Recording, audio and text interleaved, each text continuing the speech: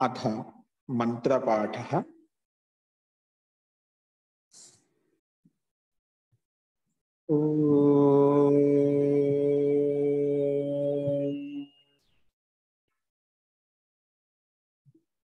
सहनाववतु सहनौ भुनक्तु सह वीर्यं करवावहै तेजस्विनावधीतमस्तु मा विद्विषावहै। ओम शांति शांति शांति।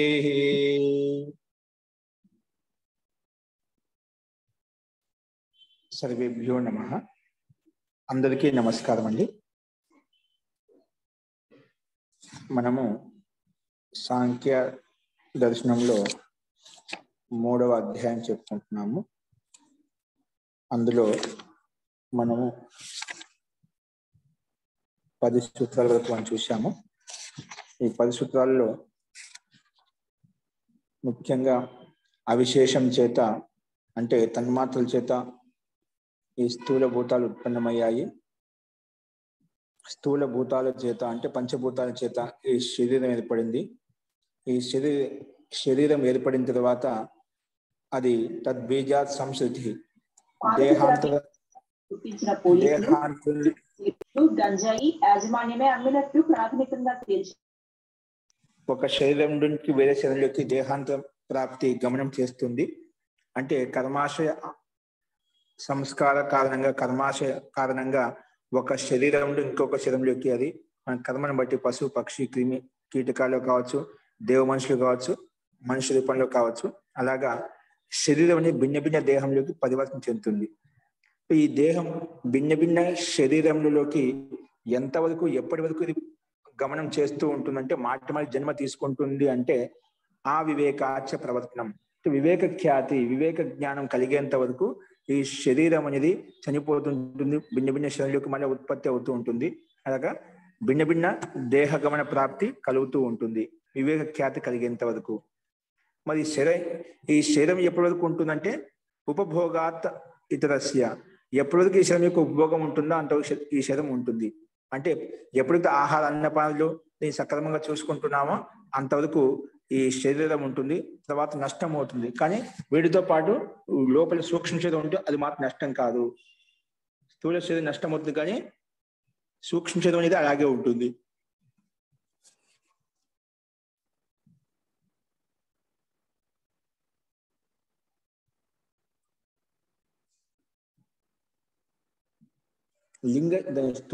సూక్ష్మ శరీరం అంటే దాన్ని లింగ శరీరం అని చెప్పుకున్నాము. ఆ లింగ శరీరం మాత్రము స్థూల శరీరం నష్టం అయినంత మాత్రాన లింగ శరీరం నష్టం కాదు. ఎందుకంటే కానీ మళ్ళీ భోగాలను అనుభవించాలి అంటే రెండు లింగ శరీరంతో పాటు స్థూల శరీరం కూడా ఉండాలి. అంటే పాంచభౌతిక శరీరం కూడా ఉండాలి. అందుకే నెక్స్ట్ చెప్పండి, స్థూల శరీరం అంటే లింగ శరీరము సూక్ష్మ శరీరము ప్లస్ స్థూల శరీరము కలిసే భోగాలను ఉత్పన్నం చేస్తాయి, అంటే భోగాలు అనుభవిస్తాయి. ఓన్లీ సూక్ష్మ శరీరం లేకుండా స్థూల శరీరం కానీ స్థూల శరీరం లేకుండా సూక్ష్మ శరీరం కానీ భోగాలు అనుభవించలేదు. భోగాలు అనుభవించాలంటే సూక్ష్మ శరీరము మరియు స్థూల శరీరం రెండు ఉండాలి అని చెప్పుకున్నాం. ఈ శరీరంకి ఉత్పత్తి ఎలా అవుతుందంటే మాతాపితృజం స్థూలం ప్రాయస అని చెప్పుకున్నాం. ప్రాయస దాదాపుగా మాతాపితకి సంయోగం చేత ఈ శరీరం యొక్క ఉత్పత్తి కలుగుతుంది అని చెప్పుకున్నాం. ఇవి కేవలం మనుషుల్లో కాకుండా అన్ని శరీరాలు కూడా సంయోగంతో ఉత్పన్నమవుతాయని చెప్పుకున్నాం. మరి ఈ స్థూల శరీరము సూక్ష్మ శరీరం అంటున్నావు కదా, అందులో సుఖ దుఃఖానుభూతి ఎవరికి కలుగుతుందంటే అందులో పూర్వోత్పత్తి తత్కార్యత్వం, ఉత్పన్నమైందో అది దానికి కార్యం కాబట్టి సూక్ష్మ శరీరానికి భోగాల యొక్క అనుభూతి కలుగుతుంది, అంటే సుఖ దుఃఖానుభూతి కలుగుతుంది. స్థూల శరీరానికి కలదు. స్థూల శరీరం జడమే, సూక్ష్మ శరీరం కూడా జడమే, కానీ అనుభూతి అనేది ఆత్మ అత్యంత దగ్గరగా ఉంటుంది కాబట్టి సుఖ దుఃఖానుభూతి సూక్ష్మ శరీరంలో ఉంటుంది అని చెప్పుకున్నాం. ఈ సూక్ష్మ శరీరం అంటున్నావు కదా, లింగ శరీరం అంటే ఏంటి? లింగ శరీరం అంటే సప్తదశైకం లింగం అని మనం చెప్పుకున్నాము. అంటే పంచ జ్ఞానేంద్రియాలు, పంచ కర్మేంద్రియాలు, పంచ తన్మాత్రలు బుద్ధి, అహంకారం, మనసు, ఈ 18 తత్వాలను కలిపి సప్తదశ అంటే ఇవి ఒక మహత్వం భిన్నంగా తీసుకున్నమాట. ఈ 18 తత్వాలను కలిపి లింగ శరీరం అంటాము, దాన్ని సూక్ష్మ శరీరం అంటాం లేదా సూక్ష్మ దేహం అని కూడా అనొచ్చు, సూక్ష్మ శరీరం అని చెప్పొచ్చు, లేదా లింగ శరీరం అని చెప్పి రకరకాల చెప్తూ ఉంటాము. సో ఈ 18 తత్వాలతో కూడుకునేది లింగ శరీరము అని చెప్పి చెప్పుకున్నాము. సరే, ఈ లింగ శరీరం అని చెప్పుకున్నావు కదా, ఆ లింగ శరీరం అన్నిటికీ సమానమైనప్పుడు పునః వ్యక్తి భేదో దేవ మనుష్య తిరేక్ భేద కథం ఇది ఆకాంక్ష ఉచ్యతే. సో పూర్వపక్షి ఏమంటున్నా అంటే, ప్రశ్నకర్త ఏమంటున్నా అంటే, మరి లింగ శరీరం అనేది అన్నిటిలో ఈ 18 తత్వాలు అన్ని జీవాత్మలకు, అన్ని మనుషులకు, అందరికీ ఒకటే కదా. దేవతలైనా, మనుషులైనా, పశు పక్షులైనా, క్రిమి కీటకాలైనా, తిరిగే యోనిలో ఉన్నటువంటి ప్రాణులు ఏవైనా కూడా అన్నిటికీ సూక్ష్మ శరీరం సమానమైనప్పుడు, లింగ శరీరం సమానమైనప్పుడు మరి వ్యక్తి భేదం ఎందుకు కనిపిస్తుంది అని ప్రశ్న వేసినప్పుడు దానికి 10వ సూత్రంలో వ్యక్తి భేద కర్మ విశేషాలు, ఇదో వ్యక్తి భేదం, శరీరంలో భేదం కనిపిస్తుంది కదా, వాళ్ళ వాళ్ళ కర్మలను బట్టి ఈ శరీరంలో మార్పులు కనిపిస్తున్నాయి అని చెప్పి మనం ఇంతవరకు చెప్పుకున్నామండి. అస్తు, ఇప్పుడు ఇందులో ఎవరికైనా సందేహం చెప్పండి.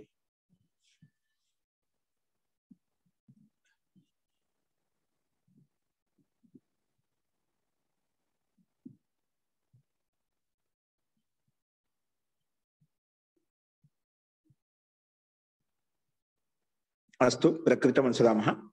చూడండి, నెక్స్ట్ చూడండి 11వ సూత్రము. సూక్ష్మ శరీరంలో అంతరింద్రియాలు, బాహ్యేంద్రియాలు కూడా కలిసి ఉంటాయి సార్, ఎందుకంటే కర్మేంద్రియాలు బాహ్యేంద్రియాలు కదా చెప్పా. అందుకే మనసు, బుద్ధి, అహంకారం లోపలనే ఉంటాయి, అన్ని కలిసే ఉంటాయి. జీ, పంచ జ్ఞానేంద్రియాలు, పంచ కర్మేంద్రియాలు, పంచ తన్మాత్రలు, మన బుద్ధి, అహంకారం మొత్తం కలిసి ఉంటాయి. అంతరింద్రియాలు, బాహ్యేంద్రియాలు మొత్తం కూడా కలిసి ఉంటాయి. ధన్యవాదాలు. అస్తు, ఇప్పుడు చూడండి 11వ సూత్రానికి భూమిక చూడండి. పైన చెప్పుకున్నాం లింగ శరీరము అందరికీ సర్వేషం సమానం, అన్నిట్లో సమానమైనప్పుడు వ్యక్తి భేదం ఎందుకు కనిపిస్తుంది అంటే, వ్యక్తి భేద కర్మ విశేషణ, వాళ్ళు చేసిన కర్మను బట్టి భిన్న భిన్న శరీరం వచ్చింది, భిన్న, అందుకే వ్యక్తి భేదం కనిపిస్తుంది అని చెప్పారు. వాళ్ళ పూర్వపక్షి అంటే ప్రశ్నకర్త మళ్ళీ ఇంకో రకం ప్రశ్నిస్తున్నాడు, ప్రశ్న తీసుకొస్తున్నాడు. అంటే ఏ విధంగా ప్రశ్నిస్తున్నా అంటే, నన్ను అని వచ్చిందంటే ఖచ్చితంగా ప్రశ్న అనండి, అంటే ప్రశ్నిస్తున్నాడు అని అర్థం. ప్రశ్నకర్త ప్రశ్న వేస్తున్నాడు. ఏం ప్రశ్న వేస్తున్నాడు? నన్ను కర్మ విశేషో ధర్మ అధర్మ రూప అదృష్ట విశేషాస్తు ఖలు ఆత్మానువర్తి పునః కథం తేన వ్యక్తి భేద స్థూల శరీరే సంభవతి. ఇక్కడ ఏమంటే కర్మ విశేషంతో, మనం కర్మ విశేష అని చెప్పాం కదా, కర్మల్ని మనం చేసిన పాపరూప కర్మలు, పుణ్యరూప కర్మలను బట్టి వ్యక్తిలో భేదం కనిపిస్తుంది చెప్పుకున్నాం. కానీ కర్మరూప విశేష, ఆ కర్మ విశేషం అనేది ధర్మ, అంటే కర్మ విశేషం అంటే ధర్మాధర్మం, అంటే ధర్మం అంటే పుణ్యము, అధర్మం అంటే పాపం అనమాట. ధర్మాధర్మ రూప అదృష్ట విశేషం, ఏదైతే అదృష్టం ఏర్పడిందో, కర్మాశ ఏర్పడిందో, అదృష్ట విశేషస్తు ఖలు ఆత్మానువర్తి, ఇది ఆత్మలో, ఎందుకంటే ఈ కర్మలు చేసే ఆత్మ కదా, ఆత్మానువర్తి. ఈ ధర్మాధర్మ రూప సంస్కారాలు అనేటివి, అంటే ఆ పాపరూప కర్మల యొక్క సంస్కారం అనేటివి ఆత్మానువర్తి, ఆత్మను అనుసరిస్తుంటాయి. ఆత్మ చేస్తుంది కాబట్టి ఆత్మను అనుసరిస్తుంటాయి. కాబట్టి ఆత్మానువర్తి పునః కథం తేన వ్యక్తి భేద స్థూల శరీరే, కానీ ఆత్మలో ఉండాలి, కానీ దాని యొక్క వ్యక్తి భేదం అనేది, ఆ వ్యక్తిలో మార్పు అనేది ఈ శరీరంలో ఎందుకు కనిపిస్తుంది? ఈ స్థూల శరీరంలో ఎందుకు కనిపిస్తుంది?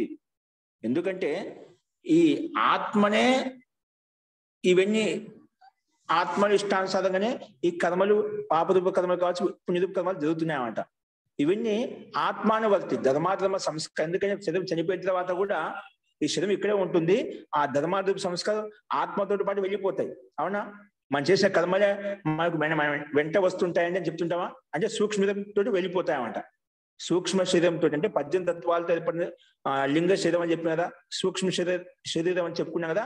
ఆ శరీరం చనిపోయిన తర్వాత ఇవి శరీరం ఇక్కడే ఉంటుంది, అవన్నీ ఆ జీవాత్మతో వెళ్ళిపోతాయి అన్నమాట. అంటే ఆత్మను అనుసరిస్తాయి. లింగ శరీరం కూడా ఆత్మను అనుసరిస్తుంది అన్నమాట. మరి ఈ వ్యక్తి భేదం స్థూల శరీరంలో ఎందుకు ఆరోపణ చేస్తున్నాం? సూక్ష్మ శరీరంలో ఉండాలి, ఆత్మలో ఉండాలి. ప్రశ్న అంటే ప్రశ్నకర్త కదా, ఏ విధంగా ప్రశ్న వేయచ్చు అన్నమాట. అంటే ఎన్ని రకాలుగా అడగొచ్చు అన్నమాట. సో ప్రశ్నకర్తకు స్వాతంత్ర్యం ఉంది కాబట్టి ఇక్కడ అందుకే పుణ్యరూపు పాపరూపు కర్మాలనేవి ఆత్మను అనుసరిస్తాయి కదా, ఆత్మతోటి వెళ్ళిపోతాయి కదా. ఈ స్థూల శరీరంలో ఎందుకు ఆరోపిస్తున్నావు, ఈ వ్యక్తి భేదం స్థూల శరీరం ఎందుకు వస్తుంది అని ప్రశ్న వేశాడు. అందుకే వ్యక్తి భేద స్థూల శరీరే సంభవతి, స్థూల శరీరం ఎందుకు సంభవిస్తుంది అత్ర ఉచ్యతే. దీనికి సమాధానం సిద్ధాంతి చెప్తున్నాడు. ఎందుకంటే తద్ అధిష్టాన ఆశ్రయే దేహే తద్వాదాత్ తద్వాద, ఇది దీనికి సిద్ధాంత సమాధానం చెప్పాడు. ఇక్కడ 3 పదాలు. తద్ అధిష్టాన ఆశ్రయే, ఆశ్రయ అంటే దేహే, తద్ అధిష్టాన ఆశ్రయే దేహే తద్వాదాత్ తద్వాద, ఇది సూత్రం అండి. తద్ అంటే ఏమిటి ఇక్కడ ఆత్మ. సూత్రంలో తద్ అంటే ఏమిటండి ఆత్మ. ఆత్మకి ఆత్మకి ఆధారం, ఆత్మకి అధిష్టానం ఇక్కడ లింగ శరీరము. లింగ శరీరంలోనే ఆత్మ ఉంటుంది. ఎక్కడ ఉంటుంది? లింగ శరీరం. లింగ శరీరం అంటే చెప్పుకున్నాము పంచ జ్ఞానేంద్రియాలు, పంచ కర్మేంద్రియాలు, పంచ తన్మాత్రలు అంటే శబ్ద స్పర్శ రూప రస గంధాలు, మొత్తం 15, మల బుద్ధి మనసు అహంకారం, ఈ 3 మొత్తం 18 తత్వాల కలయికను సమూహాన్ని లింగ శరీరం అంటాం. ఈ లింగ శరీరంలో ఆత్మ ఉంటుంది. అందుకే తద అధిష్టానం, ఈ ఆత్మకు అధిష్టానం ఎవరు? లింగ శరీరము. ఆ లింగ శరీరానికి అధిష్టానం ఎవరు? ఆశ్రయం ఎవరు? ఈ లింగ శరీరం ఎక్కడ ఉంటుంది? లింగ శరీరానికి ఆశ్రయం ఎవరు? ఈ స్థూల శరీరము. అలాగా ఆత్మ అనేది లింగ శరీరంలో ఉంటుంది, లింగ శరీరానికి ఆశ్రయం. అందుకే తద అధిష్టాన ఆశ్రయం. ఆ లింగ శరీరానికి కూడా ఆశ్రయము స్థూల దేహము. అందుకే ఆశ్రయ దేహే తద్వాదాత్ తద్వాద. అందుకే ఇది దానికి ఆధారం కాబట్టి, సూక్ష్మ శరీరానికి ఆధారము ఆశ్రయము స్థూల శరీరమే కాబట్టి, అందుకే తద్వాదాత్ తద్వాదాత్ అంటే తద్ అన్నప్పుడు ఇక్కడ ఈ స్థూల శరీరం తీసుకోండి. తద్వాదాత్ అంటే ఈ స్థూల శరీరంలో కథనం ఉంది, అందుకే తద్వాద. ఎందుకంటే ఈ ఆత్మకి ఆధారము లింగ శరీరము, లింగ శరీరానికి కూడా ఆశ్రయము స్థూల దేహము. అందుకే ఈ వాదనము అంటే ఈ కథనం ఉంది. ధర్మాధర్మ సంస్కారం అంటివి అది భలే ఆత్మను అనుసరించినప్పటికి కూడా అది స్థూల దేహంలో కథనం. ఎందుకంటే వాటికి ఆధారం కాబట్టి.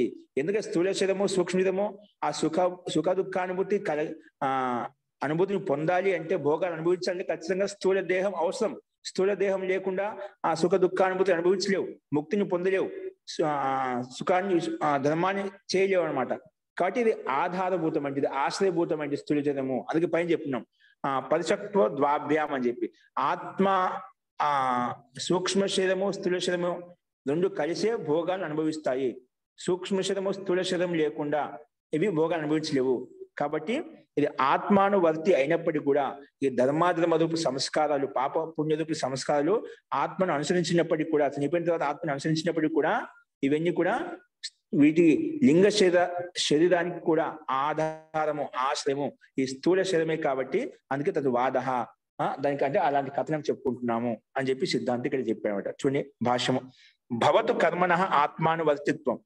కర్మలన్నీ అంటే పుణ్యరూప కర్మలు, పాపరూప కర్మలకు అంటే ధర్మాధర్మరూప కర్మలకు ఆత్మానువర్తిత్వం, ఆత్మ అనుసరిస్తున్నాయి. చనిపోయిన తర్వాత లింగ శరీరంలోనే మనం చేసే పాప పుణ్యరూప కర్మలు ఆత్మలో ఉంటాయి. ఆత్మానువర్తిత్వం, ఆత్మ అనుసరిస్తున్నాయి.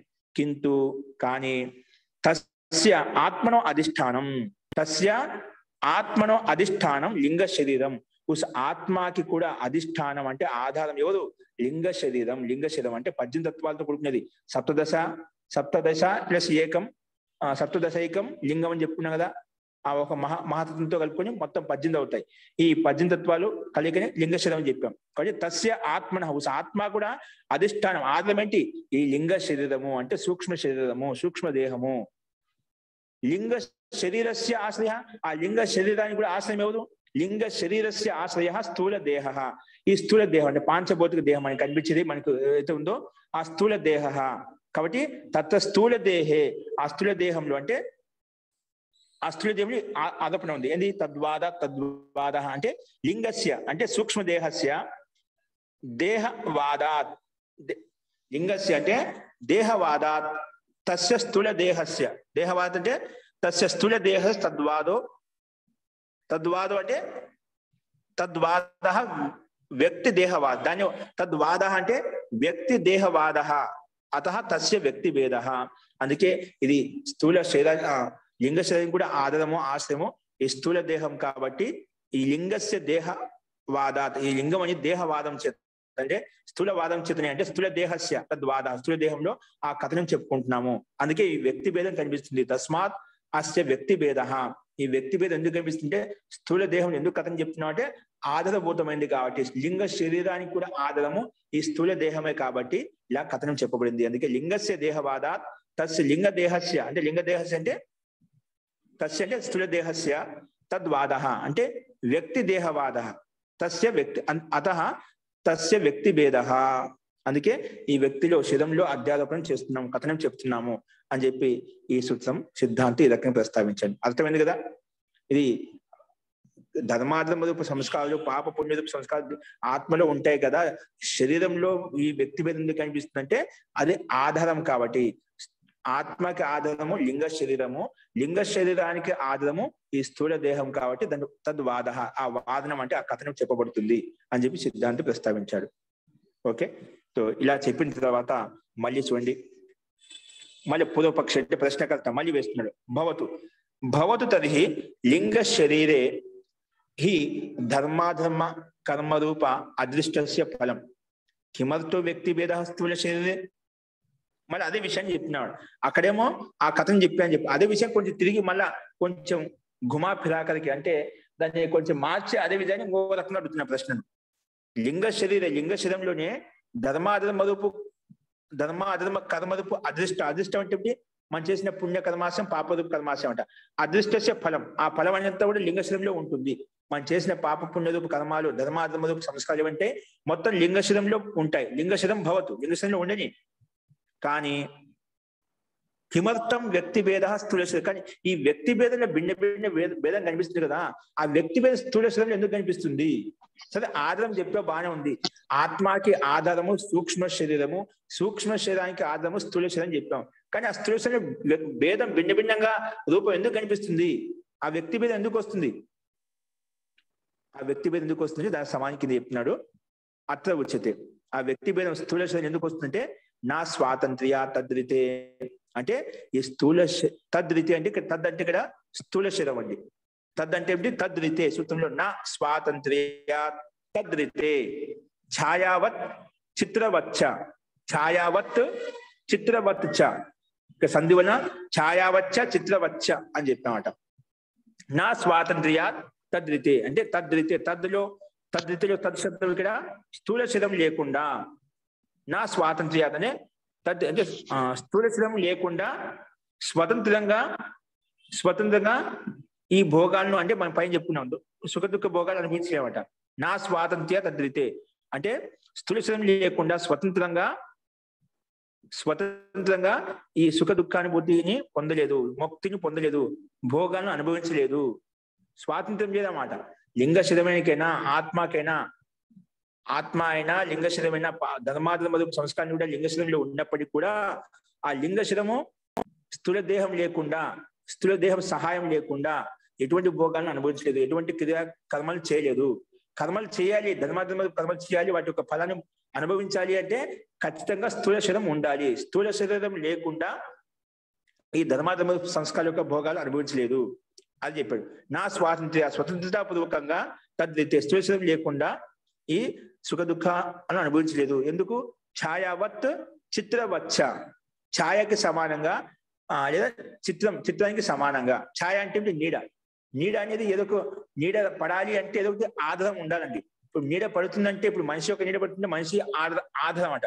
మనిషి ముందు వెళ్తుందంటే నీడ కూడా ముందు వస్తున్నాం అంట సమయాన్ని బట్టి. ఏదో ఒక గోడ ఉందనుకోండి, ఒక పెద్ద గోడ సహాయం తీసుకుని ఆ నీడ పడుతున్నాం అంట. ఒక పెద్ద చెట్టు ఉందనుకోండి, ఆ చెట్టు సహారంగా నీడ వస్తుంది. అలాగే అంటే ఆ నీడ పడుతుంది అంటే ఆ గోడ గాని ఆ వ్యక్తి విశేషం కానీ లేకుండా నీడ పడదు. అంటే నీడ రావాలి అంటే ఖచ్చితంగా ఏదో ఒకటి ఆధారం ఉండాలి. ఆశ్రయం లేకుండా ఆ నీడ రాదు. అలాగే చిత్రవచ్చ, చిత్రం అంటే ఒక చిత్రం గీస్తున్నాము, ఫోటో ఏదైనా బొమ్మ గీస్తున్నాము. ఆ బొమ్మ ఎలా గీస్తామండి? ఏమైనా ఆకాశంలో గీస్తామా? ఆకాశంలో బొమ్మ గీయగలుగుతామా? అంటే బొమ్మ గీయాలంటే ఆధారం కావాలి. ఒక గోడ మీద గీయచ్చు, ఒక నేల మీద గీయచ్చు, ఒక పలక మీద గీయచ్చు, ఏదో ఒక పేపర్ మీద గీయచ్చు. ఒక ఆధారం కావాలి.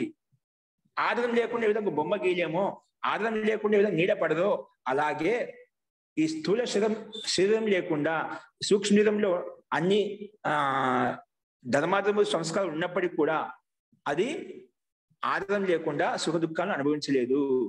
కాబట్టి అత్యంత విధంగా ఛాయ నీటికి ఆధారము, చిత్రానికి ఆధారం ఏ విధంగా అత్యంత అనివార్యమో అలాగే సూక్ష్మ శరీరానికి కూడా ధర్మాధర్మ రూప సంస్కారాలు, పాప పుణ్య రూప సంస్కారం అనుభవించాలంటే స్థూల దేహం లేకుండా అనుభవించలేదు. కాబట్టి అత్యంత అనివార్యము అని చెప్పి లౌకిక దృష్టాంతం ఇక్కడ ఇచ్చారు. చూడండి భాష్యం. నా స్వాతంత్ర్య తద్రితే ఛాయావత్ చిత్రవచ్చ. దానికి భాష్యము స్వాతంత్ర్యాత్ నా తద్రితే. నా తద్రితే అంటే చెప్పాను స్థూల శరీరైన వినా, స్థూల శరీరం లేకుండా స్వతంత్రంగా లింగ శరీరే అంటే లింగ శరీరం అంటే అదృష్టస్య ఫల నిష్పత్తి నా భవతి. అదృష్ట అంటే ధర్మాధర్మ ఫల నిష్పత్తిని సంభవించదు. నా ఉత్పత్తి భవతి. స్థూల శరీరం లేకుండా స్వతంత్రంగా లింగ శరీరంలో అంటే సూక్ష్మ శరీరంలో అంటే 18 తత్వాలతో ఏర్పడింది లింగ శరీరం చెప్పినా కదా, సూక్ష్మ శరీరం అని చెప్పాం కదా, అది అదృష్టస్య ఫల నిష్పత్తి నా సంభవతి. అదృష్టం అంటే గత జన్మలు చేసిన పాప పుణ్యుల కర్మాల యొక్క ఫల నిష్పత్తి, భోగాలు లేదా ఐశ్వర్యం ఏదైతే ఉందో వాటి యొక్క ఫల నిష్పత్తి నా భవతి, అది సంభవించదు. స్థూల శరీరం లేకుండా ఈ భోగాలను అనుభవించలేవు. ఎలాగంటే ఛాయావత్ చిత్రవత్ చ యథా ఛాయ చిత్రం వా ఆశ్రయేణ వీణ నా అయం తిష్టతే. ఆశ్రయం లేకుండా నీడ కానీ చిత్రం కానీ ఆశ్రయం లేకుండా ఆశ్రయేణ వీణ ఆశ్రయం లేకుండా నా అవతిష్టతే, అది దానికి ఆధారం లేకుండా అది మనం చిత్రం కానీ నీడ కానీ ఉండదో నా అవతిష్టత ఉండదు అనమాట. తస్మాత్ స్థూల శరీరే ఈ అదృష్టవశాత్ వ్యక్తి భేదన భావ్యం. అందువల్ల ఈ స్థూల శరీరంలో కూడా అదృష్ట కారణంగానే అంటే పుణ్య అపుణ్య రూపు ధర్మ అధర్మ రూపు కారణంగా ఈ వ్యక్తి భేదం కనిపిస్తుంది. ఎందుకంటే ప్రతి వ్యక్తిలో కర్మలు భిన్న భిన్నంగా ఉన్నాయి. ఇప్పుడు భిన్న భిన్నంగా ఉన్నప్పుడు ఆ స్థూల శరీరంలో కూడా భిన్న భిన్నంగా కనిపిస్తుంది అన్నమాట. దానిలో తేడా ఏం లేదు. ఎందుకంటే ముందే చెప్పినాం వ్యక్తి భేద. ఎందుకు వ్యక్తి భేదం కనిపిస్తుంది? కర్మ విశేషాత్. ఒక్కొక్క జీవాత్మ ఒక్కొక్క కర్మలు భిన్న భిన్న కర్మలు ఉన్నాయి. భిన్న భిన్న కర్మలను బట్టే ఇక్కడ భిన్న భిన్న రూపాలు కనిపిస్తున్నాయి. అందుకే వ్యక్తి భేద. ఎందుకంటే స్థూల శరీరం లేకుండా ఏ కర్మలు అనుభవించలేము. కాబట్టి ఈ వ్యక్తి భేదనే ఎందుకు కనిపిస్తుందంటే అదృష్టవశాత్ అంటే కర్మ విశేషాత్, కర్మలు విశిష్టంగా ఉండటం వలన ధర్మాధర్మ సంస్కారం భిన్నంగా ఉండటం వలన వ్యక్తి భేదన భావ్యం, వ్యక్తి భేదం కనిపిస్తుంది అని చెప్పి సిద్ధాంతి ఇక్కడ ప్రస్తావించాడండి. అస్తు. ఈ రకంగా చెప్పిన తర్వాత మళ్ళీ ప్రశ్న వేస్తున్నాడు సిద్ధాంతి. పూర్వపక్షి ప్రశ్నకర్త. నన్ను లింగ శరీరం నా చేతనం. చూడు మళ్ళీ ఏ రకంగా ప్రశ్న తీసుకో, దానికి సమానం చెప్పిన తర్వాత దానికి సంతుష్టం అయిపోయినా మళ్ళీ ఇంకొక రకంగా ప్రశ్న తీసుకొస్తున్నాడు. ఏ రకంగా ప్రశ్న వేస్తున్నాడు?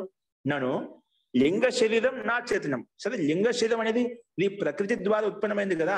ప్రకృతి జడ వస్తువు అయినప్పుడు ప్రకృతి ద్వారా ఉత్పన్నమైన జడ పదార్థం జడమే. అందుకే లింగ శరీరం నా చేతనం. అది చేతనం కాదు, చైతన్యం కాదు. కింటు జడమస్తి, ఆ జడ వస్తువు జడ పదార్థం. ఎందుకంటే ప్రకృతి ద్వారా ఉత్పన్నమైంది కాబట్టి. పునః జడస్యాపి జడ ఆశ్రయో అదృష్ట ఫలాయ కథం యుజ్యతే. భయ్ జడ వస్తువుతో ఈ సూక్ష్మ శరీరం తయారైంది. ఆ జడ వస్తువు కూడా ఆధారం మళ్ళీ జడమే, జడ పదార్థమే ఆశ్రయం ఎలా ఉంటుంది? అదృష్ట ఫలాన్ని ఇవ్వడం కోసం అంటే ధర్మాత్మకు ఫలాన్ని ఇవ్వడం కోసము ఆ జడ వస్తువు ఈ విధంగా ఆశ్రయం ఇస్తుంది. ఒక జడ పదార్థము మళ్ళీ జడ పదార్థమే ఎలా ఆశ్రయంగా ఉంటుంది? అది ఎలా సంభవిస్తుంది? జడ పదార్థానికి ఆధారం చేతనత్వం ఉంటే బాగా ఉంటుంది. కానీ స్థూల శరీరము అంటే సూక్ష్మ శరీరం అనేది ఏదైతే ఉందో ప్రకృతి ద్వారా ఉత్పన్నమైంది. ఆ ప్రకృతి కూడా ఆధారము శరీరం అంటున్నావు, స్థూల శరీరం అంటున్నావు, అది ఆధారం అంటున్నావు. అది ఎలా సంభవిస్తుంది? అంటే లింగ శరీరం నా చేతనం. లింగ శరీరం అనేది సూక్ష్మ శరీరం అనేది నా చేతనం కాదు. కింద జడం వస్తే జడ వస్తువు జడ పదార్థం. పునః మళ్ళీ జడస్యాపి జడ వస్తువు కూడా అంటే సూక్ష్మ శరీరానికి కూడా జడం ఆశ్రయో, ఇది జడ ఆశ్రయం ఉందంటే దానికి కూడా స్థూల శరీరం ఆశ్రయంగా ఉంది. ఎందుకంటే లింగ శరీరానికి కూడా ఆశ్రయం స్థూల శరీరము, అది జడమే కదా. పంచభూతాలు కూడా జడ పదార్థంలే. ఆశ్రయం ఎందుకు? అదృష్ట ఫలాయ, అదృష్టాన్ని ఇవ్వడం కోసం ఈ స్థూల శరీరం అని చెప్తున్నమాట. అదృష్టాన్ని అనుభవించాలి అంటే పుణ్య పాపరూప కర్మాన్ని అనుభవించాలంటే అదృష్ట ఫలాన్ని అనుభవించాలంటే ఈ స్థూల దేహము స్థూల శరీరం అవసరం అంటున్నామట. అది ఎలా కథం యుజ్యతే, అది ఎలా సంభవిస్తుంది అన్నప్పుడు అత్ర ఉచితే దానికి సమాధానం సిద్ధాంతి చెప్తున్నాడు. చూడండి, స్లైడ్ మార్చండి, పేజీ మార్చండి అండి. సో అలా చెప్పిన తర్వాత దానికి సమాధానం సిద్ధాంతి చెప్తున్నాడు 13వ సూత్రంలో. మూర్తత్వే అపి నా సంఘాత యోగాత్. మూర్తత్వేపి, ఇది మూర్తత్వమే. మూర్తత్వం అంటే జడత్వం, మూర్త స్వరూపం, కేవలం మూర్తి రూపంలో ఉంటుంది కానీ దాని చైతన్యం లేదు. మూర్తత్వే అపి నా సంఘాత యోగాత్. సంఘాత యోగాత్ అంటే అది స్థూల యోగాత్. సంఘాత అంటే స్థూల యోగం చేత, అంటే స్థూల భూతాల చేత యోగం ఉండటం వలన ఆ ఫల నిష్పత్తిని మనం చెప్పుకుంటున్నాము. ఎలాగంటే తదనీవత్ అని చెప్పి ఒక దృష్టాంతం చూపించారన్నమాట. చూడండి, ఇక్కడ కనిపిస్తుంది.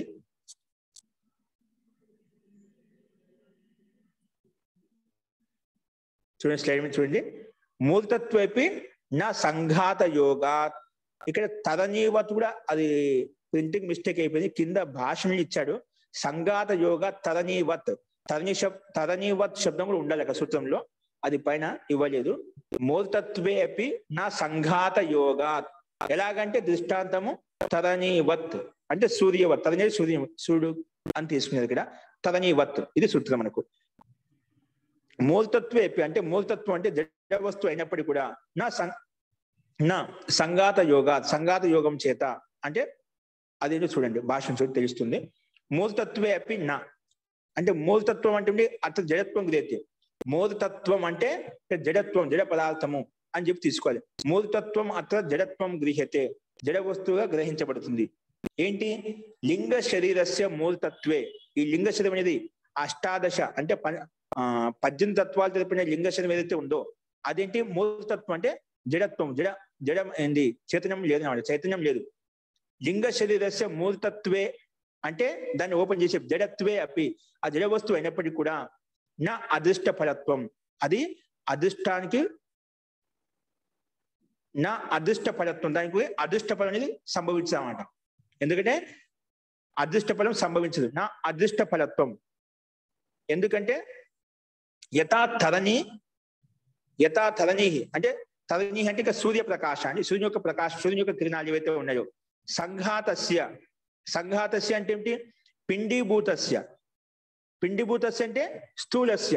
సంఘాత సంయోగమైన వస్తు పదార్థాలు అవుతుందా, అందుకే పిండీభూతస్య స్థూలస్య యోగాత్. స్థూలంతో యోగం కావడం వలన, అంటే సూర్యకిరణాలు ఏ విధంగా అయితే ఒక స్థూల పదార్థం మీద పడినప్పుడు వాటి యొక్క ప్రకాశం కనిపిస్తుందో, అంటే ఒక సూర్యకిరణాలు కూడా జడమే, ఆ జడ కిరణాలు కూడా ఆ జడ పదార్థం మీద ప్రకాశం కలిగిస్తున్నాడు, ప్రకాశాన్ని ఇస్తున్నామాట. అందుకే పిండీభూతస్య స్థూలస్య యోగాత్ వ్యక్తి భవతి. తథైవ లింగ శరీరం జడం సదపి, ఈ లింగ శరీరం జడం అయినప్పటికీ కూడా స్థూల శరీరం అపేక్షతే, స్థూల శరీరం యొక్క అపేక్ష ఉంటుంది. తస్మాత్ వ్యక్తి భేదో తత్ర ఉచిత. కాబట్టి ఇక్కడ స్థూల శరీరం జడమైనప్పటికీ కూడా ఆ జడ వస్తువుకు ఆధారము స్థూల శరీరం కూడా అవసరము.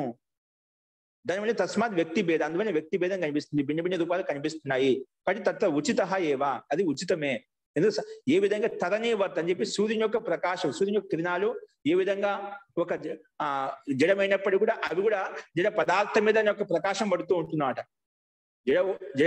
సూర్యుని యొక్క కిరణాలు కూడా ఆ జడ పదార్థమైనటువంటి పదార్థం మీద, వస్తువు మీదనే ఆ కిరణాలు కూడా ఏ విధంగా పడుతున్నాయో, అలాగే ఒక జడ వస్తువు అయినప్పుడు జడ పదార్థం మీద ఏ విధంగా కిరణాలు పడుతున్నాయో, అలాగే ఆ తదనీకి సమానంగా అంటే సూర్యప్రకాశానికి సమానంగా లింగ శరీరం జడం, ఈ లింగ శరీరం కూడా సూక్ష్మ జడం అయినప్పటికీ కూడా సదపి, లింగ శరీరం జడం సదపి అయినప్పటికీ కూడా స్థూల శరీరం అపేక్షతే, ఈ స్థూల శరీరం యొక్క అపేక్ష ఖచ్చితంగా ఉంటుంది. ఎందుకు? సంఘాత యోగా, దాని సంఘాతంగా ఉంటుంది. సూక్ష్మ శరీరం కూడా ఆశ్రయం చెప్పినాం, ముందు చెప్పినాం. సూక్ష్మ శరీరానికి కూడా ఆశ్రయం ఎవరు? ఈ స్థూల శరీరము. స్థూల శరీరం యొక్క అపేక్ష సంఘాతంగా ఖచ్చితంగా అవసరం ఉంటున్నమాట. అందుకే స్థూల శరీరం అపేక్షతే. తస్మాత్ అందువల్లనే వ్యక్తి భేద తత్ర ఉచిత. అందుకే వ్యక్తి భేదం అనేది యుక్తమైందే, ఉచితమైందే, దీంట్లో ఏ సందేహం లేదు. జడ వస్తువు అయినప్పటికీ కూడా ఆ జడ వస్తువు కూడా స్థూల శరీరం మీద ఆధారపడి ఉంది కాబట్టి ఇలాంటి వ్యక్తి భేదం కనిపిస్తుంది అని ఇక్కడ సిద్ధాంతి ఇలా ప్రస్తావించారన్నమాట. ఓకే, సో ఇది ఈ సూత్రం యొక్క అభిప్రాయం. ఇలా చెప్పిన తర్వాత మళ్ళీ ఇప్పుడు సరే జడ వస్తువు జడ పదార్థం మీద ఆధారపడి ఉంది అంటే సూక్ష్మ శరీరం జడమే, ఆ సూక్ష్మ శరీరం జడమైనప్పుడు స్థూల శరీరం మీద జడ పదార్థం మీద ఆధారపడి ఉంది. ఎందుకంటే సుఖ దుఃఖ భోగాన్ని సుఖానుభూతి పొందాలంటే ఈ రెండింటి యొక్క కలయిక లేకుండా సూక్ష్మ శరీరము స్థూల శరీరం లేకుండా సంభవించదు. అందుకే ఇక్కడ స్థూల శరీరం అపేక్ష అనే ఉంది కాబట్టి వ్యక్తి భేదం కనిపిస్తుంది. అందుకే ఇది ఉచితమైందని చెప్పి సిద్ధాంతి అదే విషయాన్ని ఇంకొక రకంగా ప్రశ్నకర్త అడిగిన ప్రశ్నకు సమాధానం ఈ రకంగా చెప్పాడు అనమాట. ఇలా చెప్పిన తర్వాత మళ్ళీ సరే ఆడికి మళ్ళీ స్వీకరించి మళ్ళీ ప్రశ్నకర్త ఇంకొక రకమైన ప్రశ్న తీసుకొచ్చాడు. ఏం తీసుకొచ్చాడు? సరే లింగ శరీరం కిం పరిమాణం, సరే అని అనుకుందాం. మరి లింగ శరీరానికి పరిమాణం ఏంటి? ఎంత పరిమాణంలో ఉంది, ఎంత సైజులో ఉంది, ఏ రకంగా ఉంది? లింగ శరీరం కిం పరిమాణం. ఈ లింగ శరీరం 18 తత్వాలతో సప్తదశైకం లింగం అని చెప్పి సప్తదశ ఒకటి మహాత్వం మొత్తం కలిపి 18 తత్వాలతో కూడుకునేది లింగ శరీరం అని చెప్పాం కదా. ఈ లింగ శరీరమే ధర్మాధర్మ సంస్కారాలు దీంట్లో ఉంటాయి. దీని ఆధారంగానే మళ్ళీ స్థూల శరీరం వస్తుంది. అంటే వ్యక్తి భేదం కనిపిస్తుంది. దాన్ని బట్టి సుఖ దుఃఖ భోగాలు అనుభవిస్తామని చెప్పుకున్నాం. కానీ దాని యొక్క పరిమాణం ఏంటి, దాని యొక్క రూపం ఏంటి, దాని యొక్క ఆకృతి ఏంటి, దాని సైజ్ ఏంటి అంటే లింగ శరీరం కిం పరిమాణం, అది ఏ పరిమాణంలో ఉంది? అత్ర ఉచ్యతే. ప్రశ్న వేసినప్పుడు అత్ర ఉచ్యతే దీనికి సిద్ధాంతం చెప్పినాడు అణుపరిమాణం. ఈ లింగ శరీరం ఎలా ఉంటుంది? అత్యంత అణుపరిమాణం అంటే సూక్ష్మంగా ఉంటుందా? అణుపరిమాణం తత్కృతి. వాటి యొక్క అంటే ఈ లింగ శరీరం తత్ అంటే కృతి, అంటే లింగ శరీరం యొక్క కృతి అనేది అణుపరిమాణం. అణుపరిమాణం ఎవరు చెప్పారు? శృతి. శృతిలో చెప్పబడిన శృతేహే. మనకు శృతి వేదం ప్రమాణం కదా. మనము అది స్వతః ప్రమాణం. వేదం అనేది ఈశ్వర ప్రదత్తమైంది కాబట్టి దానికి పరతః ప్రమాణం కాదు కాబట్టి స్వతః ప్రమాణం కాబట్టి వేద ప్రమాణం. వేదంలో చెప్పబడింది అణుపరిమాణం తత్కృతి. ఈ లింగ శరీరం యొక్క పరిమాణం ఎటువంటిదంటే అణుపరిమాణం, అత్యంత సూక్ష్మంగా ఉంటుంది. ఇవి అత్యంత సూక్ష్మంగా ఉంటాయండి. ప్రకృతి సూక్ష్మమైంది. ఆ ప్రకృతి ద్వారా ఉత్పన్నమైనటువంటి పదార్థాలు కొంచెం స్థూలంగా ఉండొచ్చు, కానీ ఇవి కూడా సూక్ష్మమైన అణుపరిమాణము తత్కృతి. లింగ శరీరం యొక్క కృతి ఒక నిర్మాణం ఏ విధంగా ఏర్పడిందో అది అణుపరిమాణము, సూక్ష్మంగా ఉంటుంది. కనిపించడం ఓన్లీ స్థూల దేహం మాత్రమే కనిపిస్తుంది, కానీ లింగ శరీరం మనకు కనిపిస్తుందా? లింగ శరీరం చెప్పినాం పంచ జ్ఞానేంద్రియాలు, పంచ కర్మేంద్రియాలు, పంచ తన్మాత్రలు, మన బుద్ధి అహంకారం, ఈ 18 తత్వాలు ఏవైతే ఉన్నాయో వీని అత్యంత సూక్ష్మంగా ఉంటాయి, మనకు కనిపించడం లేదన్నమాట. అందుకే అవిశేషం అని చెప్పామన్నమాట. అవిశేషం చేత విశేషంగా కనిపించడం లేదు, విశేషం కనిపించే అవిశేషాది ఆరంభ అని చెప్పి ఆరంభంలో చెప్పినాం. ఈ అవిశేషాల చేతనే మనకు స్థూల భూతాలు ఏర్పడ్డాయి, పంచభూతాలు ఏర్పడ్డాయి. ఇవి మాత్రం మనకు కనిపిస్తున్నాయి, కానీ మనకు ఈ లింగ శరీరం కనిపించలేదు. ఈ 18 అతీంద్రియంగా ఉండే స్థూలంగా కనిపించే గోళకాలు కాదండి. మన కళ్ళు పంచ జ్ఞానేంద్రియాలు మనకు కనిపిస్తున్నాయి, వెండి పైన ఉండే గోళకాలు మాత్రం. లోపల అంతరింద్రియం ఉంటున్నామట. మనం ముందుకు చెప్పుకున్నామట. ఇవి మన కళ్ళు చూస్తున్నామంటే కళ్ళు చూడడం, కంటి లోపల ఉన్నట్టు ఆత్మ చూస్తుంది. చెవులు వింటున్నాయి అంటున్నాం, చెవులు వినటం లేదు. చెవుల్లో ఉన్నటువంటి ఆ శక్తి ఆత్మ వింటుంది అని ఏదైతే అధ్యారోపణ చేస్తున్న ఇవన్నీ కూడా అందుకే సూక్ష్మ పరిమాణం. లింగశరం ద్వారా ఆత్మ వింటున్నమాట. లింగ శరీర సహాయం చేత ఆత్మ వింటుంది. కాబట్టి ఈ లింగ శరీరం యొక్క కృతి, ఇది యొక్క నిర్మాణం, వీటి యొక్క ఉత్పత్తి ఎలా జరిగింది? అణుపరిమాణంలో ఉంది. ఎవరు చెప్పారు? శృతేహి. అందుకే అణుపరిమాణం తత్ కృతి శృతేహి అంటే శృతి అని వేదంలో చెప్పబడింది. అది చూడండి, భాష్యం చూడండి. లింగ శరీరం కలు అణుపరిమాణం అస్తి. అణుపరిమాణం సూక్ష్మ. పను అంటే ఏంటి? అత్యంత సూక్ష్మంగా ఉంటున్నమాట.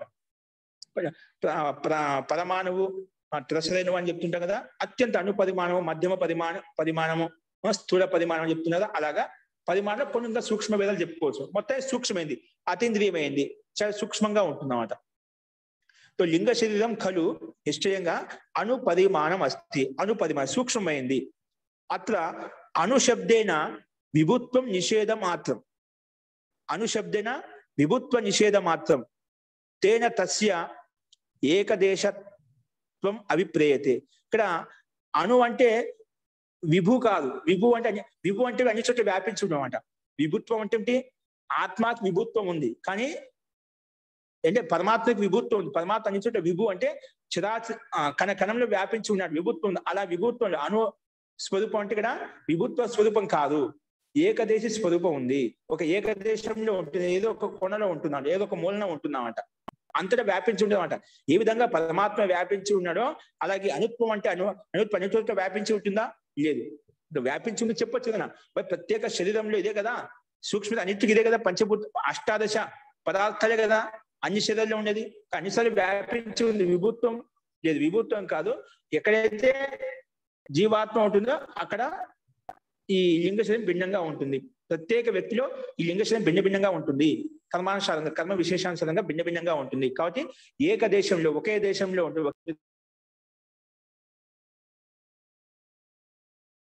ఉండదు, అంతటా వ్యాపించి ఉండదు. కాబట్టి అను శబ్దేన విభుత్వ నిషేధ మాత్రం. ఇక్కడ అణుశబ్దం అంటే విభుత్వం అంటే అన్ని చోట్ల వ్యాపించి ఉందని అది నిషేధించుకోవాలి, అది స్వీకరించకూడదు. విభుత్వ నిషేధ మాత్రం తేన ఏమవుతుంది, విభుత్వం కాదంటే విభుత్వం నిషేధించబడింది, అన్ని చోట్ల వ్యాపించలేదు అంటే దీనివల్ల ఏమో అర్థమవుతుంది, తేన తస్య ఏకదేశిత్వం అభివృద్ధి, అది ఏదో ఒక దేశంలో ఉంటుంది. పరమాత్మ యుద్ధంగా అన్ని చోట్ల వ్యాపించి అలా వ్యాపించి ఉండదు, అన్ని చోట్ల వ్యాపించి ఉండదు, ప్రత్యేకాత్మలు వ్యాపించి ఉండదు. ప్రత్యేక జీవాత్మలో ఈ సూక్ష్మం అనేది, ఈ అనుస్వరూపం అనేది భిన్న భిన్నంగా ఉంటుంది. అందుకే తస్య ఏకదేశిత్వం అభివృద్ధి, ఒక దేశంలో ఉంటుంది. అనుస్వరూపం అంటే ఏదో ఒక దేశంలో ఒక స్థానంలో ఉంటుంది, స్థాన విశేషంలో ఉంటున్నమాట. అందుకే తస్య ఏకదేశిత్వం అభిప్రేయతే. కుతః ఎందుకు అలాగా, ఎందుకంటే తత్కృతి శృతే, వాటి కృతి అంటే ఈ అనుపరిమాణం అంటే లింగశరీరం యొక్క పరిమాణం అనేది శృతిలో చెప్పబడింది అనమాట. తస్య కార్యాశ్రయ శ్రవణాత్, ఎందుకంటే దాని యొక్క ఆశ్రయం ఉందన్నమాట. ఈ లింగ శరీరం ఏర్పడే కారణం ఉంది, ఆ కారణం చేత వీటి యొక్క ఆశ్రయం అంటే ఈ కార్య వస్తువుకి కారణం ఉందన్నమాట. అంటే మూల ప్రకృతి నుంచి ఈ సూక్ష్మ ఏర్పడింది అనమాట. మూల ప్రకృతి నుంచి ఈ సూక్ష్మ శరీరం లింగ శరీరం ఏర్పడింది. కాబట్టి తస్య కార్య ఆశ్రయ శ్రవణాత్, కార్యత్వ శ్రవణాత్, ఆశ్రయ కాదు, తస్య కార్యత్వ శ్రవణాత్, దాని యొక్క కార్య రూపంలో పరిణతి చెందడం అంటే రూపాంతరం చెందడం అనేది దానికి శ్రవణం వినిపిస్తుంది కాబట్టి మనం చెప్పుకుంటున్నాం. కాబట్టి తస్య కార్యత్వ శ్రవణాత్, శ్రవణం ఉంది కాబట్టి. ఎందుకంటే దానికి ప్రమాణం చూపించడు. ఏ తస్మాత్ జాయతే ప్రాణో మనః సర్వేంద్రియాని చ, ముందుకోపనిషత్తులో మనం చెప్పుకున్నమాట. ఏ తస్మాత్ అంటే ఈ మూల ప్రకృతి ద్వారా ప్రాణో మనః సర్వేంద్రియాని చ, ఇవన్నీ ఉత్పన్నమవుతాయి, వీటికి కారణం ఉంది అన్నమాట. కారణత్వం ఆశ్రయం ఉంది కాబట్టి ఇక్కడ అనుపరిమాణము ఏది ఏదాంత సంయోగంలో ఉత్పన్నమవుతుందో అది ఏకదేశంలో ఉంటుంది, సంపూర్ణంగా వ్యాపించి ఉండదు. కాబట్టి మొత్తానికి లింగ శరీరం యొక్క పరిమాణం ఏంటంటే అనుపరిమాణము. ఈ లింగ శరీరం యొక్క పరిమాణం ఏంటి, అనుపరిమాణం అని చెప్పి మనకు స్పష్టంగా చెప్పబడుతుంది ఇక్కడ. అస్తు, ఇంతవరకు చెప్పిన తర్వాత మళ్ళీ అన్యహేతు, దీంట్లోనే వేరే ప్రమాణం చూపిస్తుంది. దాని పుష్టి కోసమే లింగ శరీరం అనేది, సూక్ష్మ శరీరం అనేది అనుపరిమాణం అనే పుష్టిలో అంటే దాన్ని సిద్ధింపజేయడం కోసం వేరే ప్రమాణం, వేరే హేతు ప్రస్తావిస్తున్నారు ఇక్కడ పూర్వపక్ష సిద్ధాంతి. అన్య హేతు వేరే కారణం, వేరే ప్రమాణం చూపిస్తున్నారు ఇక్కడ. ఏంటి, తద్ అన్నమయత్వాది శృతేశ, ఇంకా ఆ విషయంలో అన్నమయం కోశము, విజ్ఞానమయ కోశము అని మనం వింటుంటాం కదా. ప్రాణమయ కోశము, అపానమయ కోశం, ఇన్ని కోశాలు ఉన్నాయన్నమాట. అన్నమయ కోశం, ప్రాణమయ కోశం, విజ్ఞానమయ కోశం, ఇటువంటిది. తద్ అన్నమయత్వాది శృతేశ్చ, వీటికి అన్నమయత్వాది అని చెప్పి శృతిలో చెప్పబడిందంట. ఏంటి, వేదంలో ఇది తద్ అన్నమయత్వాది అని చెప్పి వేదంలో చెప్పబడింది. అన్నమయత్వం కోశం, విజ్ఞానమయత్వాది కోశాన్ని ఆ కథనం అనేది వేదంలో చెప్పబడింది. అది ఏంటి ఇక్కడ భాషను చూద్దాం మనం. చూడండి, అతచ తద్ అన్నమయత్వాది శృతే, శృతిలో చెప్పబడింది. అంటే ఇది అన్నమయము విజ్ఞానం అని చెప్పి అట్లాగా శృతిలో వేదంలో చెప్పబడింది. ఏ రకంగా చూడండి, అతచ తస్య లింగ శరీరస్య, లింగ శరీరస్య, ఈ లింగ శరీరానికి అన్నమయత్వాది విషయిక శృతి అస్తి. ఇందులో ఈ లింగ శరీరంలో అన్నమయము, ప్రాణమయ కోశం, విజ్ఞానమయ కోశం అని చెప్పి అన్నమయత్వాది విషయిక శృతి అస్తి, శృతి ఉంది అంటే వేదం చెప్పబడింది. ఈ రకంగా అన్నమయం హి సౌమ్యం మనః, అన్నమయం హి సౌమ్యం మనః, ఈ అన్నమయం ద్వారానే సౌమ్యమైన మనసు ఏర్పడుతుంది. ఆపోమయ ప్రాణ, జలంతో ఈ ప్రాణమయ కోశం ఏర్పడుతుంది. తేజోమయి వాక్, తేజస్సు తేడా తేజస్సు తేడా వాక్ ఏర్పడుతుంది, వాక్మయ కోశం ఏర్పడుతుంది, వాక్ ఏర్పడుతుంది. అలాగా ఇక్కడ వీటికి ఇదే సూక్ష్మ యొక్క కథనాన్ని ఏం చెప్పారు, ఇది అన్నమయ కోశం, ఇది ప్రాణమయ కోశము, ఇది వాగ్మయ కోశం అని చెప్పి ఇట్లా శృతిలో చెప్పబడింది. అన్నమయం హి సౌమ్య మనః, అంటే మనం కూడా చెప్పుకుంటాం అన్నమయం అంటే మనం తిన్న ఆహారం ద్వారానే ఈ మన మనసు ఏర్పడుతుంది. మనమయ కోశం ఏర్పడుతుంది లేదా, మనం తిన్న ఆహారాన్ని బట్టే మన మనసు ఏర్పడుతుంది.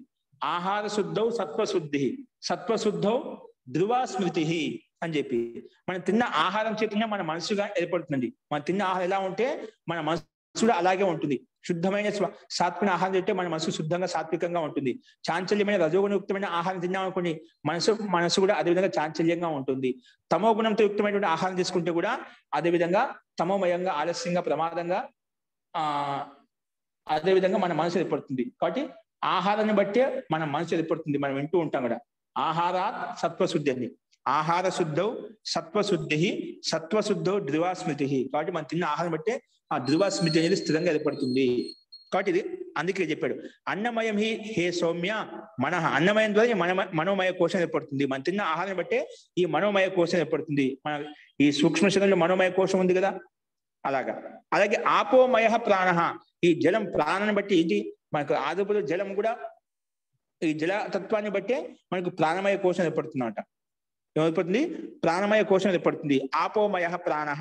అలాగే తేజోమయి వాక్, తేజో అంటే తేజస్సుతోటి, వాక్ తేజస్సుతోటి అంటే అగ్నితత్వం అనేటువంటి తేజస్సుతోటి వాక్ ఏర్పడుతుంది. ఈ రకంగా తద్ అన్నమయత్వాది శృతేష్ట, ఇలాక శృతిలో కూడా చెప్పబడింది. చాందోగ్యోపనిషత్తులో మనం చూశాము. కాబట్టి ఈ అన్నమయాద కోశాల కథనం కూడా శృతిలో చెప్పబడింది ఈ సూక్ష్మ శరీరానికి.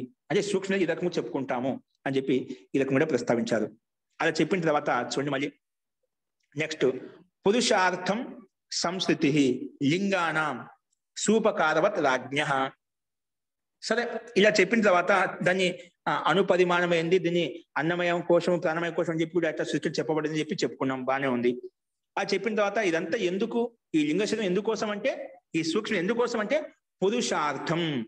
పురుషార్థం ఈ లింగమయ శరీరానికి అంటే సూక్ష్మ ఎందుకు దేహంలో భిన్న భిన్న దేహాల్లో మార్పు చెందుతుండు, భిన్న భిన్న దేహాల్లోకి పరివర్తన చెందుతుండు. ఒక దేహం నుంచి వేరే దేహంలోకి, వేరే దేహం నుంచి ఇంకొక దేహంలోకి, ఒకసారి మనుషుల్లో కావచ్చు, పశువుల్లో కావచ్చు, కీటకాలు కావచ్చు, భిన్న భిన్న దేహం ఎందుకు పరివర్తన చెందుతుంది అది చెప్తున్నాడు. పురుషార్థం సంస్కృతి, పురుషుడు యొక్క ప్రయోజనం కోసమే, పురుషుడు యొక్క ముక్తి భోగాన్ని కలిగించడం కోసమే సంస్కృతి అంటే గతి చేస్తుంది. గతి అంటే ఒక దేహం నుంచి వేరే దేహం యొక్క సంస్కృతి సంసరణం చేస్తుంది, గతిపూర్వకంగా మార్పు చెందుతుంది. అందుకే సంస్కృతి లింగానం, ఈ లింగ శరీరానికి సంస్కృతి అంటే ఈ గతి అనేది దేహాంతర ప్రాప్తి, దేహాంతర గమనం అనేది ఎందుకు పురుషార్థం, పురుషుడి యొక్క ప్రయోజనం కొరకే ఈ దేహాంతర గతి జరుగుతుంది.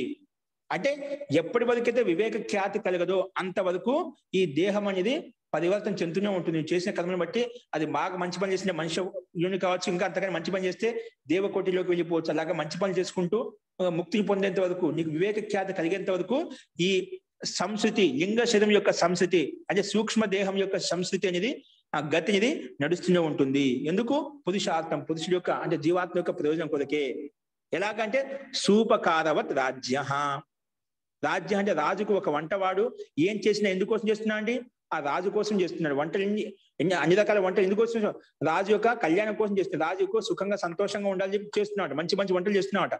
అంటే సూపకారవత్ రాజ్ఞ అంటే వంటవాడు ఈ విధంగా రాజ కోసం ఈ విధంగా అన్ని చేస్తున్నాడు. ఈ లింగ శరీరం కూడా తన ఆత్మ అయినటువంటి జీవాత్మ యొక్క కళ్యాణం కోసమే, ముక్తి కోసమే, సుఖ దుఃఖ భోగాలు అనుభవించడం కోసమే ఈ సంస్కృతి లింగ శరీరం పనిచేస్తుంది. ఏ విధంగా ఒక వంటవాడు రాజ కోసం పనిచేస్తాడో అని చెప్పి ఇక్కడ దృష్టాంతం ఇచ్చారు. కాబట్టి పురుషుని యొక్క ప్రయోజనం కొరకే ఈ లింగ శరీరం పనిచేస్తుంది. చూడండి, లింగానం సంస్కృతి పురుషార్థం అంటే చూడండి, లింగ శరీరానం అంటే లేదా లింగ శరీర రూపానం రెండు ఒకటి. ఇక్కడ యద్వా అని చెప్పి లేదా అని చెప్పి ఇంకో రకం చూపించాడు. లింగ శరీరానం అంటే లింగ శరీర రూపానం అంటే ఎంతవరకు మహాతత్వాదినాం బుద్ధ్యాదినాం పంచ తన్మాత్రాంతానాం వా దేహే సంసరణం అంటే ప్రాపణం, పురుషార్థం అంటే ఆత్మార్థం అస్తి. ఈ లింగ శరీరం అంటే ఏంటి, మహాతత్వం నుంచి మొదలుకొని పంచభూతాల వరకు, పంచభూత మాత్రాంతానం మహాతత్వాదినం బుద్ధ్యాదినం. మన లింగ శరీరంలో ఉన్నాయి పంచ జ్ఞానేంద్రియాలు, పంచ కర్మేంద్రియాలు, తన్మాత్రలు, అలాగే బుద్ధి, మన బుద్ధి అహంకారం చెప్పిన ఇవన్నీ కూడా. అందుకే బుద్ధ్యాధీనం, బుద్ధి మనసు అహంకారం చెప్పింది కదా.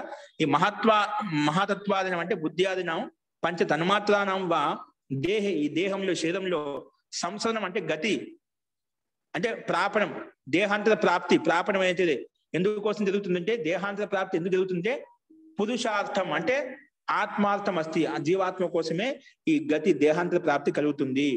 ఈ లింగ శరీరం యొక్క గతి దేహాంతర ప్రాప్తి ఎందుకు కలుగుతుంటే పురుషార్థం, పురుషుని యొక్క ప్రయోజనం కొరకే. అందుకే ఇది మనకు సృష్టిలో చెప్పబడింది, అంటే వేదంలో చెప్పబడింది. ఉక్తం చెప్పబడింది ఎక్కడ? యథా పూర్వం అపి, పూర్వంలో చెప్పుకున్నాము. ఆత్మా తత్వాత్ సృష్టి, ఈ సృష్టి జగత్తంత నిర్మాణం ఎందుకు జరుగుతుంది? ఆత్మ కళ్యాణం కోసమే. ఈ ప్రపంచం అంతా, ఈ బ్రహ్మాండం కనిపించేంత ఈ సృష్టి ఎందుకు కనిపిస్తుంటే ఆత్మ కళ్యాణం కోసమే. జీవాత్మ చేసిన పుణ్య ధర్మాత్మ సంస్కారాలు, పుణ్య పాప కర్మాలను, మంచి పనులు చేసిన ముక్తిని మంచి పనులు ముక్తిని పొందడం కోసము, ఏదో పుణ్యకర్మలు చేసింటే వాటి యొక్క సుఖాన్ని అనుభవించడం కోసం, పాపాలు చేసింటే వాటి దుఃఖాన్ని అనుభవించడం కోసమే ఈ సృష్టి నిర్మాణం జరిగింది. అలాగే ఆత్మతత్వ సృష్టి, ఈ ఆత్మ కళ్యాణం కోసమే, ఆత్మ కోసమే ఈ సృష్టి నిర్మాణం పరమాత్మ సృష్టించాడు. ఈ జగత్ నిర్మాణం అంతా ఆత్మ కొరకే.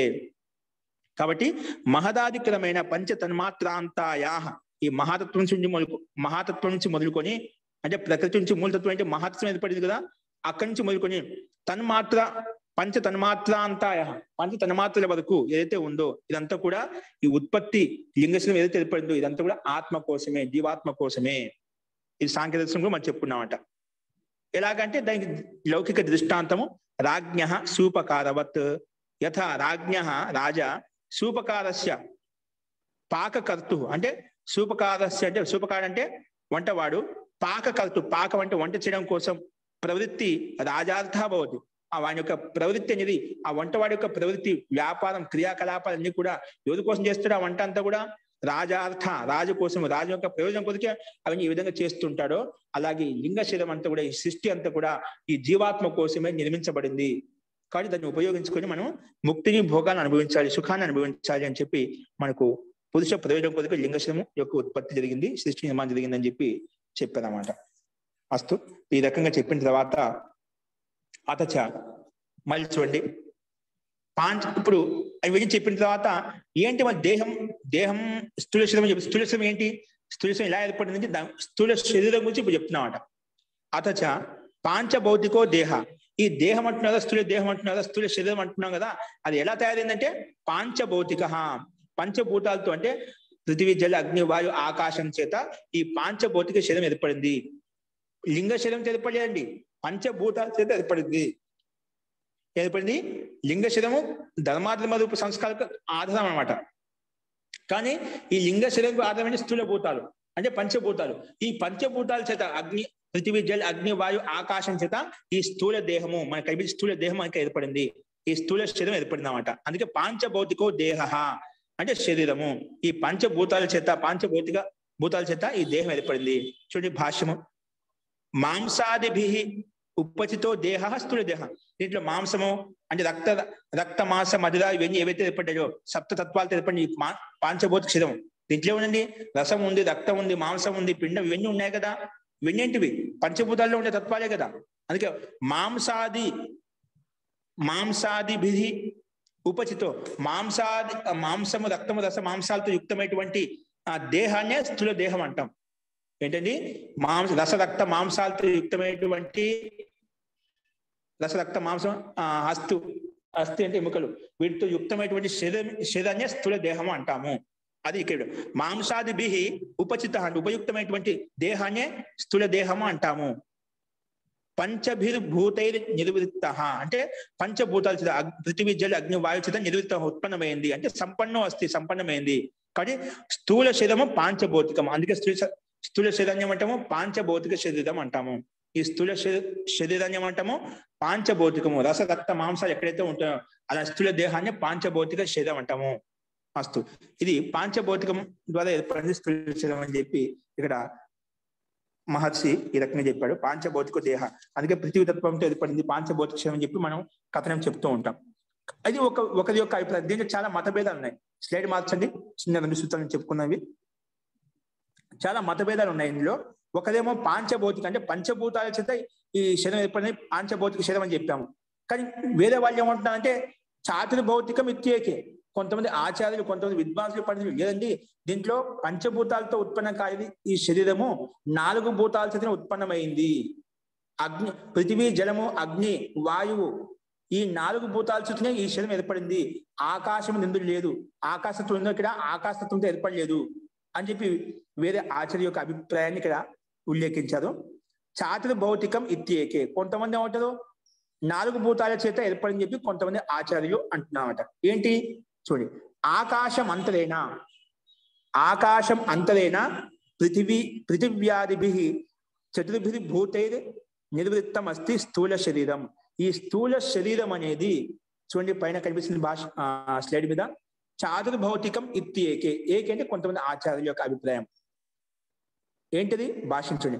ఆకాశం అంతరేనా అంటే ఆకాశం లేకుండా, మన పాంచభౌతికం చెప్పి ముందు ఆకాశం తీసుకున్నామట. పృథివీ జల అగ్ని వాయు ఆకాశం చేత ఈ స్థూల దేహం ఏర్పడింది చెప్పినాం. కానీ కొంతమంది వేరే ఆచార్యులు ఏమంటున్నారు, లేదండి ఆకాశం అంతరైన ఆకాశం లేకుండా పృథివ్యాదిభిః చతుర్భిః భూతైర్ నిర్వృత్తం అస్తి స్థూల శరీరం. ఈ స్థూల శరీరం అనేది ఆకాశం లేకుండా మిగిలిన 4 భూతాల చేత ఈ శరీరం ఏర్పడింది చెప్పి కొంతమంది ఆచార్యులు ఉంటాయి. ఇది ఏకే ఇది ఇత్తం ఏకే మన్యంతి, ఇలా కొంతమంది స్వీకరిస్తున్నారు. కానీ కొంతమంది ఇంకే ఏ రకంగా ఆలోచిస్తున్నారు ఇదే విషయాన్ని చూడండి.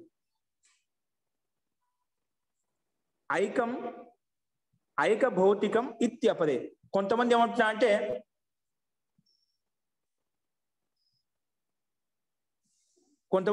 దీన్ని ఇంకో రకం చెప్తున్నామట.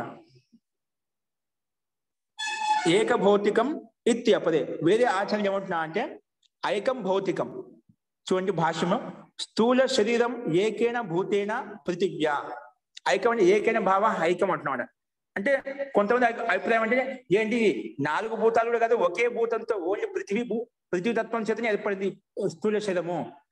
పంచభూతాలతో ఏర్పడలేదు, 4 భూతాలతో ఏర్పడలేదు. వేరే ఆచార్య యొక్క అభిప్రాయం ఏంటి, ఒకే భూతం చేత ఏకైన భావ ఐక్యం అంటాం. ఇక్కడ వేరే ఆచార్యం ఏమంటున్నా అంటే ఓన్లీ పృథివీ తత్వం చేత, పృథివీ భూతం చేతనే ఈ శరీరం ఏర్పడింది. అందుకే ఏకం భౌతికం అంటే స్థూల శరీరం ఏకేన భూతేన. ఈ స్థూల శరీరం అనేది ఏకేన భూతేన పృథివీ. ఏకైన భూతం అంటే ఏమిటి, పృథివ్యా నిర్వృత్తం, పృథివీ ద్వారా ఉత్పన్నమైంది. ఓన్లీ పృథివీ మహాభూతం చేత నిర్వృత్తమైంది. ఇది ఏవం అపరే మన్యంతే. కొంతమంది ఆచార్యులు ఈ రకంగా ప్రస్తావిస్తున్నారు. ఏం ప్రస్తావిస్తున్నారు? కొంతమంది ఏమో పృథివీ భూతం చేత ఏర్పడిందని అంటున్నారు. కొంతమంది 4 భూతాల చేత ఆకాశం లేకుండా 4 మిగిలిన మహాభూతాల చేత ఏర్పడింది అంటున్నారు. కొంతమంది పాంచభౌతికం శరీరం అని చెప్పి కొంత ఆచార్యులు అంటున్నారు. అంటే అలాగే భిన్న భిన్న ఆచార్యుల యొక్క ప్రస్తావన ఇక్కడ ఉల్లేఖించారు కపిల్ మహర్షి. అస్తు.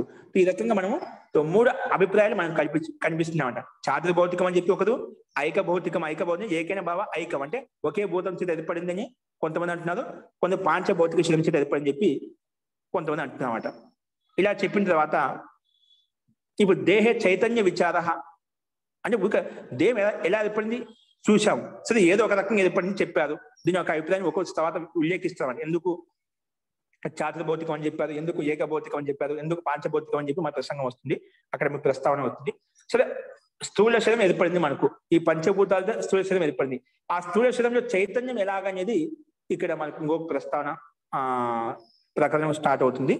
దేహే చైతన్య విచార. దేహంలో ఈ చైతన్యం స్థూల శరీరం ఏర్పడింది కదా, ఈ స్థూల శరీరంలో దేహం అంటే చైతన్యం ఎలా వచ్చింది, ఆత్మ ఎలా ఉంటుంది అనే విషయాన్ని మనం రేపు చూద్దామండి. అస్తు. ఇంతవరకు చెప్పిన దాంట్లో ఎవరికైనా సందేహం చెప్పండి.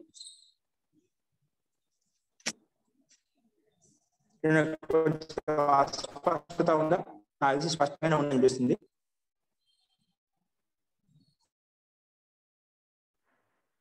సార్ స్థూల శరీరంలో ఉష్ణము జలము అన్ని ఉన్నాయి కదా సార్, ఏకం ఎట్లా చెప్పడం న్యాయం సార్? ఏంటండి? స్థూల శరీరంలో జలం ఉంది, ఉష్ణం ఉంది, ఆకాశం అయితే లేదంటే న్యాయం కావచ్చు, కానీ మిగతా తత్వాలు ఉన్నాయి కదా సార్ స్థూల శరీరంలో. అభిప్రాయం ఆయన అంటే ఈ పృథివీ మహాభూతంలో అన్ని తత్వాలు వస్తాయి, అందుకే అన్ని చెప్పుకోవద్దు. పృథివీ మహాభూతం అత్యధిక ప్రాధాన్యంగా ఉంది, దాని పేరు చెప్పుకోవాలి. మన ముందు ఒకసారి కథనే వచ్చినమాట. అత్యధిక సప్తదశైకం లింగం చెప్పేటప్పుడు పృథివీకి ప్రాధాన్యత ఎక్కువగా ఉంటుంది కాబట్టి అందుకే పృథివీ తత్వం చెప్పామంట. మొత్తం చెప్పాల్సిన అవసరం లేదు. వాయువు కూడా ఉంటేనే కదా సార్, ప్రాణం ఉంటేనే. అందుకే ఏమని చెప్పారు కొంత, అందుకే పాంచభౌతిక శరీరం చెప్పారు కదా కొంతమంది ఏమో. అంటే చాతుర్భౌతికం ఆకాశం తీసే, ఆకాశం చేద్దాం మనలో మన లోపల ఆకాశం ఉంది కాబట్టి అవకాశం ఉంది కాబట్టి అన్ని మొత్తము రక్త సరఫరా జరుగుతున్నాడు. అవకాశం లేకపోతే అక్కడ ఆకాశం లేకపోతే అంటే రిక్త స్థానం లేకపోతే మనకి అలాంటి గతి కూడా నడవదండి. ఆకాశం కూడా ఉంది అక్కడ. అదే కొంతమంది పృథ్వీ మహాభూతం ఎందుకంటున్నా అంటే పృథ్వీ మహాభూత అంతర్గతంలో అన్ని తత్వాలు వస్తాయి, అంటే పంచభూతాల యొక్క తత్వాలు ఇందులో ఉంటాయి. అత్యధిక ప్రాధాన్యత పృథివీకి ఉంది కాబట్టి అది పృథివీ భూతమైంది శరీరం అని చెప్పి వాళ్ళకి అభిప్రాయం చెప్పామంట. వాళ్ళ దృష్టికోణము అన్ని ఉన్నాయి, దాంట్లో పూర్తి నిషేధించడం లేదు. సరే సార్, సరే. మరి ఈ అభిప్రాయాన్ని వేరే వాళ్ళు ఏమైనా విభేదించి ఉండొచ్చు కదా సార్?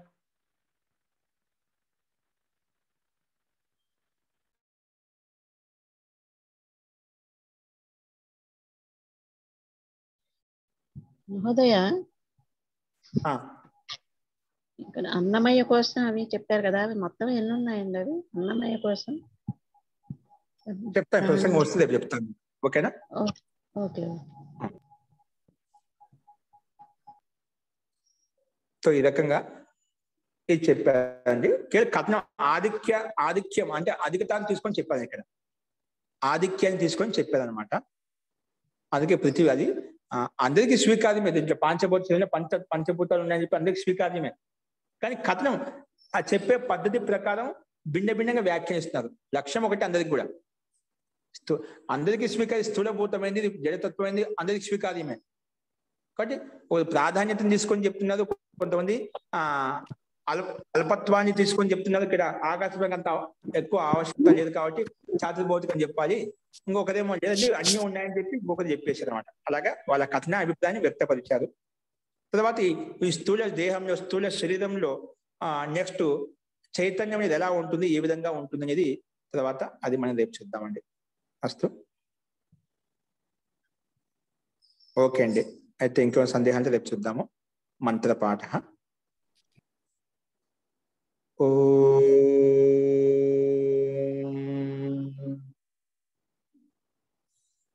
సర్వే భవంతు సుఖినః, సర్వే సంతు నిరామయాః, సర్వే భద్రాణి పశ్యంతు, మా కశ్చిద్ దుఃఖభాగ్ భవేత్. శాంతి శాంతి శాంతి. సర్వేభ్యో నమః. అందరికీ నమస్కారం. నమస్తే మహోదయ. నమస్తే.